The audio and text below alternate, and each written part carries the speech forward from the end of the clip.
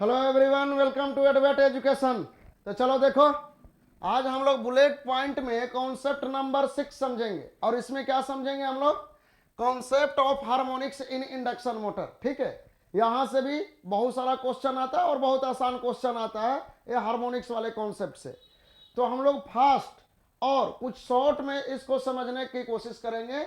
Induction motor में थोड़ा सा जो हार्मोनिक्स का कॉन्सेप्ट है, ठीक है, बहुत डिटेल में नहीं देखेंगे, शॉर्ट में देखेंगे। जितना सा हमारा सारा काम हो जाएगा, सारा क्वेश्चन बन जाएगा। ठीक है, तो चलो देखो यहां पर पहले ऐसे समझते हैं कॉन्सेप्ट ऑफ हार्मोनिक्स।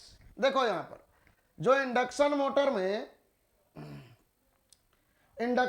में जो हम लोग हार्मोनिक का एनालिसिस करते हैं वो दो जगहों पर करते हैं बेसिकली। एक तो हम लोग हार्मोनिक देखते हैं इस सप्लाई सिस्टम में, सप्लाई करंट और सप्लाई वोल्टेज में। और दूसरा हम लोग हार्मोनिक देखते हैं यहां पर एयर गैप में जो रोटेटिंग फील्ड बना है, यानी जो बी वेव आया है उसमें हम लोग हार्मोनिक देखते हैं। ठीक है, तो देखो केस वन हम लोग एज्यूम कर लेते हैं कि हार्मोनिक हमारा प्रेजेंट है ओनली सप्लाई करंट में। हार्मोनिक कहां पर प्रेजेंट है? तो इस सप्लाई करंट में हार्मोनिक प्रेजेंट है। और इस कंडीशन में हम लोग बी वेव को मान लेंगे कि हार्मोनिक फ्री है। सप्लाई में अगर आपने हार्मोनिक कंसीडर किया तो आप एज्यूम कर लो कि बी वेव क्या है, हमारा हार्मोनिक फ्री है। ठीक है, तो देखो यहां पर हार्मोनिक कहां पर प्रेजेंट है? सप्लाई करंट में। बी वेव हार्मोनिक फ्री, यानी बी वेव क्या होगा हमारा? प्योर साइनसोडियल। यानी बी वेव कुछ ऐसे होगा, देखो बी वेव कुछ इस तरह का हमें मिलेगा, प्योर साइनसोडियल। प्योर साइनसोडियल है बी वेव, इस तरह का कुछ बी वेव है, ये है बी वेव। ठीक है, अगर मैं इसको कहूं कि ये नॉर्थ पोल के अंडर में है तो ये क्या है? साउथ पोल के अंडर में। तो नंबर ऑफ पोल इससे डिसाइड हो जाएगा कि नंबर ऑफ पोल कितना है हमारा। तो नंबर ऑफ पोल कितना कहेंगे हम लोग कि नंबर ऑफ पोल यहां पर हम लोग मान लेते हैं कितना है? पी। नंबर ऑफ पोल कितना है यहां पर? पी है। और ये पी तो फिक्स रहेगा क्योंकि बी वेव क्या है हमारा? प्योर साइनसोडियल। तो नंबर ऑफ पोल क्या होगा हमारा? पी। अब देखो यहां पर ये हार्मोनिक किस तरह से सप्लाई करंट में प्रेजेंट है, थोड़ा उसको देखते हैं हम लोग। ठीक है, देखो यहां ये है सप्लाई करंट, किसी एक फेज का सप्लाई करंट है। मान लो कि फेज ए का सप्लाई करंट है, फेज बी का भी आएगा, फेज सी का भी आएगा। फेज बी वाला करंट इससे 120 डिग्री एंगल पे लैग करेगा, फेज सी वाला फिर 240 डिग्री एंगल से कुछ लैग करेगा। ठीक है, अब देखो ये है सप्लाई करंट में कुछ इस तरह से हार्मोनिक प्रेजेंट। ठीक है, इस हार्मोनिक को हम लोग कहते हैं टाइम हार्मोनिक। यानी सप्लाई करंट में जो हार्मोनिक होगा ना उसको हम लोग क्या कहते हैं? This is called as time harmonic. तो यहां पर लिख सकते हो कि सप्लाई करंट में जो हमारा हार्मोनिक प्रेजेंट है इसको हम लोग क्या कह देते हैं? बहुत बार टाइम हार्मोनिक कह देते हैं, टाइम हार्मोनिक। ठीक है, तो यहां पर देखो सप्लाई करंट में कुछ इस तरह से हार्मोनिक प्रेजेंट है। यानी ए वाला जो सिग्नल है इसको क्या कहेंगे हम लोग? ये है हमारा fundamental signal, fundamental component. Supply current का ये फंडामेंटल कंपोनेंट है। ए वाला कंपोनेंट क्या होगा बोलो? This one is the third harmonic component, third harmonic component. ए वाला क्या होगा? इसको हम लोग कहेंगे कि है fifth harmonic component, supply current का फिफ्थ हार्मोनिक कंपोनेंट। ए वाला क्या है हमारा? ये है seventh harmonic component, seventh harmonic component. अब देखो यहां पर fundamental, third harmonic, fifth harmonic, seventh harmonic जो कंपोनेंट है यहां पर सप्लाई करंट का, ये सब रोटेटिंग फील्ड प्रोड्यूस करेगा। फंडामेंटल कंपोनेंट अपना रोटेटिंग फील्ड प्रोड्यूस करेगा, थर्ड हार्मोनिक कंपोनेंट अपना करेगा, फिफ्थ हार्मोनिक कंपोनेंट अपना करेगा, सेवेंथ हार्मोनिक कंपोनेंट अपना रोटेटिंग फील्ड प्रोड्यूस करेगा। ठीक है, तो मैं यहां पे डायरेक्ट लिख रहा हूं, देखो इसका फ्रीक्वेंसी कितना होगा? फंडामेंटल का फ्रीक्वेंसी कितना? तो अगर मान लो फंडामेंटल का फ्रीक्वेंसी एफ हर्ज है, एफ हर्ज या फिर ओमेगा रेडियन पर सेकेंड। ठीक है, तो थर्ड हार्मोनिक में फ्रीक्वेंसी कितना होगा? इसका फ्रीक्वेंसी कितना आएगा? ये आएगा 3f। फिफ्थ हार्मोनिक में फ्रीक्वेंसी बताइए कितना आएगा? इसका आएगा 5f।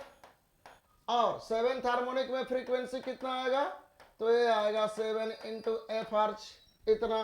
ठीक है, अब नंबर ऑफ पोल तो फिक्स है P, number of pole p है। तो अब बताओ ये फंडामेंटल कंपोनेंट जो रोटेटिंग फील्ड प्रोड्यूस करेगा उसका स्पीड क्या होगा? तो इसका स्पीड कितना होगा? ns 120 और इसका फ्रीक्वेंसी कितना है? f/p। ठीक है, फंडामेंटल कंपोनेंट इतना रोटेटिंग फील्ड प्रोड्यूस करता है और किस डायरेक्शन में प्रोड्यूस करता है? तो फॉरवर्ड डायरेक्शन में। किस डायरेक्शन में? फॉरवर्ड डायरेक्शन में। तो ये फॉरवर्ड डायरेक्शन में रोटेटिंग फील्ड प्रोड्यूस किया, फॉरवर्ड डायरेक्शन में रोटेटिंग फील्ड को ये प्रोड्यूस किया, जिसका स्पीड कितना है? जिसका स्पीड कितना है? 120 f/p rpm। ठीक है, ये तो हो गया फंडामेंटल। देखो मैं शॉर्ट में बता रहा हूं, इसको आप लोग प्रूफ भी कर सकते हो, हम यहां पर प्रूफ भी कर सकते थे, बट उतना की जरूरत नहीं है, डायरेक्ट याद रखो। अब देखो third harmonic component. Third harmonic component कोई रोटेटिंग फील्ड नहीं प्रोड्यूस करता, नो रोटेटिंग फील्ड। याद रखेंगे, थर्ड हार्मोनिक कंपोनेंट कोई रोटेटिंग फील्ड प्रोड्यूस नहीं करता। क्यों नहीं करता? क्योंकि थर्ड हार्मोनिक कंपोनेंट बैलेंस नहीं होता, नॉट बैलेंस्ड, ए बैलेंस नहीं होता, नॉट बैलेंस। ठीक है, फिफ्थ हार्मोनिक कंपोनेंट देखो, फिफ्थ हार्मोनिक कंपोनेंट ये भी रोटेटिंग फील्ड प्रोड्यूस करेगा और वो रोटेटिंग फील्ड कितना स्पीड से रोटेट करेगा? ns5 rpm से। ns5 कितना होगा? 120 इंटू फ्रीक्वेंसी कितना है? 5f/p, यही आएगा ना, 120 इंटू 5f/p। 125f/p कितना के इक्वल लिखेंगे हम लोग?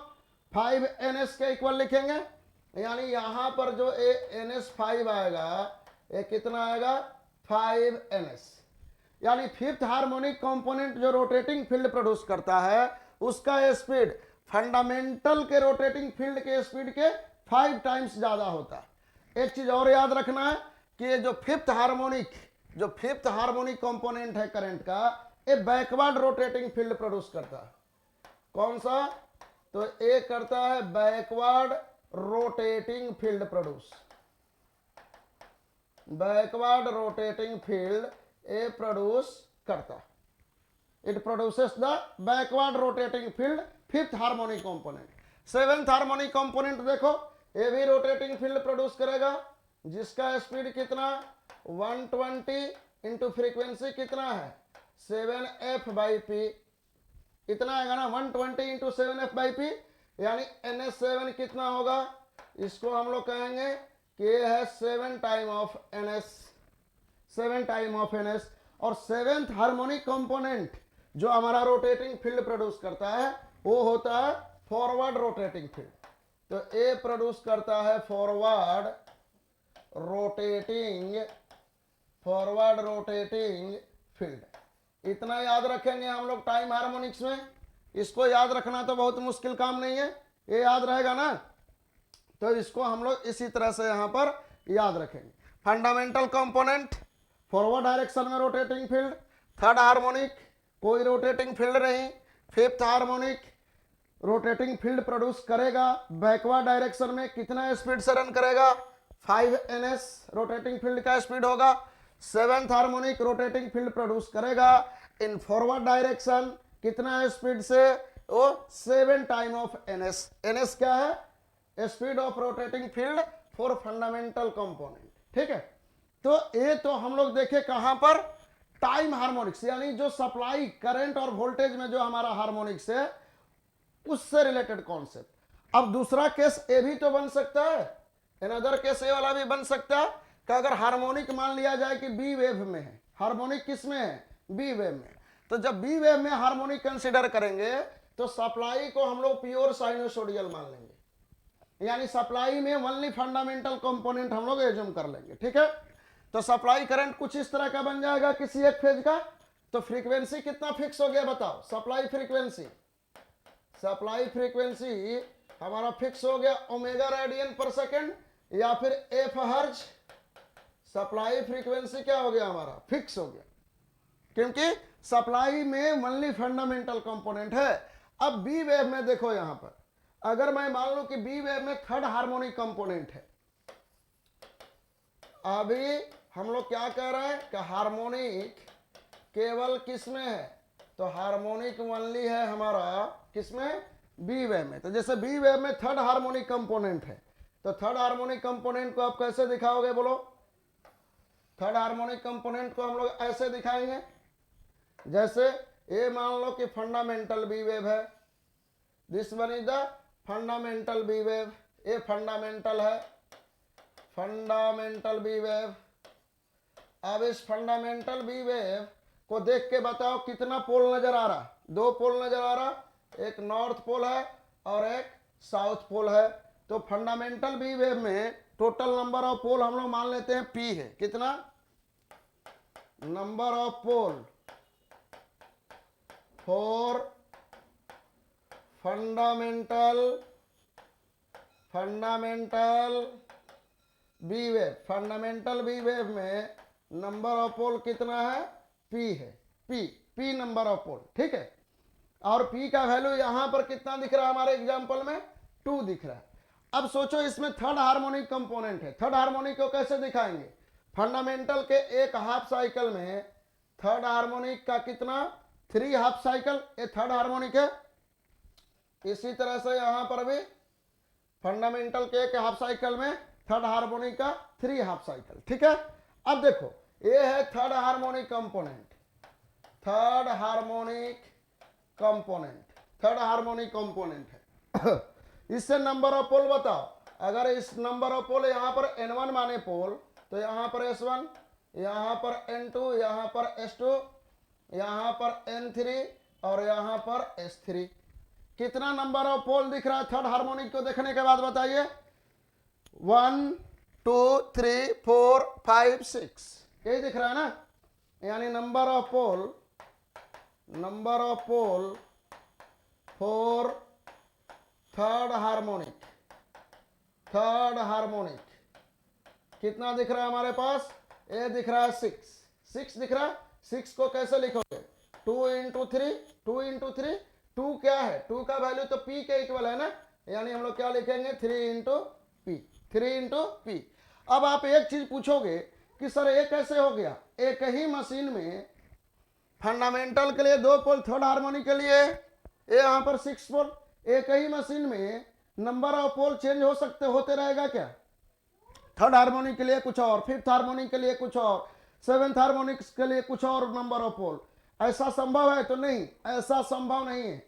एक ही मशीन में नंबर ऑफ पोल वेरिएबल नहीं हो सकता डिफरेंट सप्लाई करंट के लिए, ठीक है। तो ये यहां पर जो पोल आया है थर्ड हार्मोनिक का, ये क्या है, तो इसको हम लोग कहते हैं स्यूडो नंबर ऑफ पोल और इमेजिनरी नंबर ऑफ पोल, ठीक है। ये वाला क्या है, number of pole for third harmonics जो 6 आया है, तो ये है इमेजिनरी नंबर ऑफ पोल, झूठा मूठा नंबर ऑफ पोल, समझ में आया, झूठा मूठा number of pole, this is the imaginary number of pole, जो होता नहीं है लेकिन मैथमेटिकल कैलकुलेशन के लिए हम इसका यूज करते हैं, इमेजिनरी नंबर ऑफ पोल। तो थर्ड हार्मोनिक के लिए 3p, तो फिफ्थ हार्मोनिक के लिए नंबर ऑफ पोल कितना होगा, 5p, सेवेंथ हार्मोनिक के लिए नंबर ऑफ पोल कितना हो जाएगा, 7p, हो जाएगा कि नहीं हो जाएगा। Number of pole for third harmonic 3p, fifth harmonic के लिए कोई पूछे तो क्या कहोगे, 5p। Number of pole for fifth harmonic के लिए कितना कहेंगे, 5p। सेवेंथ हार्मोनिक के लिए कितना कहेंगे हम लोग, 7p, ठीक है। ये सब इमेजिनरी नंबर ऑफ पोल है, क्या है, इमेजिनरी नंबर ऑफ पोल है। तो देखो यहां पर फ्रीक्वेंसी फिक्स है, नंबर ऑफ पोल हार्मोनिक्स के साथ चेंज हो रहा है ना। तो क्या कहेंगे यहां पर, देखो जैसे ए बी वेव है, बी वेव यहां पर फंडामेंटल सिग्नल के लिए बताओ, जो रोटेटिंग फील्ड आएगा इसका स्पीड मान लेते हैं कितना है, ns, कितना के इक्वल होगा, 120 f/p, क्योंकि फंडामेंटल में नंबर ऑफ पोल कितना है, p, ठीक है। Third harmonic component, no rotating field, कोई रोटेटिंग फील्ड प्रोड्यूस ही नहीं करता थर्ड हार्मोनिक, ठीक है। फिफ्थ हार्मोनिक कंपोनेंट जो होगा बी वेव का, वो कितना स्पीड से रोटेट करेगा, फंडामेंटल कंपोनेंट बी वेव का इतना स्पीड से रोटेट कर रहा है, ns = 120 f/p। Fifth harmonic component कितना स्पीड से रोटेट करेगा, ns 5, 120 फ्रीक्वेंसी तो हमारा फिक्स है ना एफ, लेकिन फिफ्थ हार्मोनिक के लिए नंबर ऑफ पोल क्या आ गया 5 time of P, 120 F by 5 P किसके इक्वल हो जाएगा एन एस बाई 5 लिखेंगे कि नहीं, यानी एन एस 5 इजकल टू ये हो जाएगा एन एस बाई 5, यानी जो फंडामेंटल का स्पीड है, फंडामेंटल बी वेव का जो स्पीड है उसका 5 टाइम्स कम हो जाएगा एन एस 5। किस डायरेक्शन में आता है, तो ये बैकवर्ड फील्ड होता है, this one is the backward rotating field, backward rotating field, ठीक है। सेवेंथ हार्मोनिक वाला बता दीजिए, सेवेंथ हार्मोनिक NS7 कितना होगा 120, फ्रीक्वेंसी एफ फिक्स है, इसके लिए नंबर ऑफ पोल कितना हो जाएगा 7p, कितना लिखेंगे NS7 is equal to NS by 7, किस डायरेक्शन में, तो ये होता है forward rotating field, seventh harmonics वाला फॉरवर्ड रोटेटिंग फील्ड। ये आई थिंक कि आप लोगों को अब ये याद रहेगा, ये वाला याद रहने वाला है, याद रहेगा ये, ठीक है। इस तरह से हम लोग याद रखेंगे। चलो एक क्वेश्चन इसी पर बना लेते हैं हम लोग। देखो यहां पर एक क्वेश्चन क्या है हमारा, क्वेश्चन ए वाला है, इस क्वेश्चन को बनाइए आप लोग, ए वाला क्वेश्चन, इस क्वेश्चन को बताओ, इस क्वेश्चन का आंसर क्या होगा। देखो क्या कह रहा, 3 phase 50 hertz line voltage has dominates fifth harmonic, यानी लाइन वोल्टेज में फिफ्थ हार्मोनिक है, कौन सा हार्मोनिक है, टाइम हार्मोनिक्स, कौन सा harmonic, time harmonic. B wave में जो हार्मोनिक होता है उसको स्पेस हार्मोनिक कह देते हैं, ठीक है। तो यहां से सबसे पहले तो निकाल लो आप कि एनएस का वैल्यू क्या आ रहा है, एनएस कितना आएगा 120 एफ बाई पी, यानी 120 इंटू 50 डिवाइडेड बाई पी कितना है हमारे पास 4, कितना आ जाएगा ये आ जाएगा 1500 आरपीएम, ठीक है, इतना 1500 आरपीएम। स्लिप कितना दिया है फंडामेंटल का, ये फंडामेंटल का स्पीड मिल गया ना, फंडामेंटल रोटेटिंग फील्ड का ये वाला स्पीड मिला हमारा, जो फंडामेंटल वोल्टेज के वजह से रोटेटिंग फील्ड आएगा, ठीक है। अब यहां पर देखो स्लिप कितना दिया हमारा 0.04, तो अगर हम लोग रोटर का स्पीड निकालें तो रोटर स्पीड कितना होगा 1 minus S into N S, ठीक है, 1 minus S into N S, इसी को हम लोग लिख सकते हैं 0.96 ऑफ एन एस, ठीक है।